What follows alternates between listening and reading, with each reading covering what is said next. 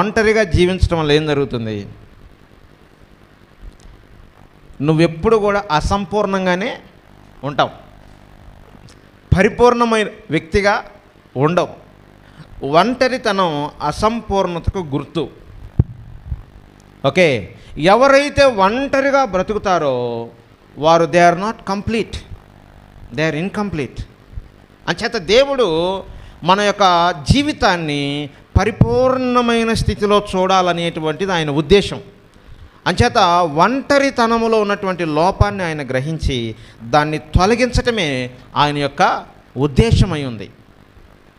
Okay, so దేవుడు, God does not allow loneliness,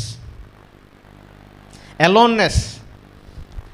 okay, ఒంటరితనాన్ని దేవుడు అసలు అనుమతించడు. అందుకని దీన్ని సూక్ష్మంగా పరిశీలన చేస్తే నువ్వు వీడు ఒంటరిగా ఉండటం వీల్లేదని అన్నాడు. ఇది మంచిది కాదు అని అన్నాడు.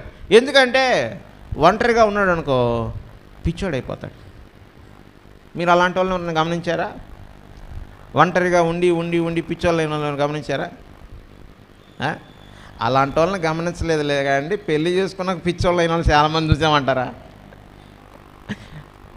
నేను ఈ సబ్జెక్ట్ మాట్లాడట్లేదు, నేను ఆ సబ్జెక్ట్ గురించి మాట్లాడుతున్నా.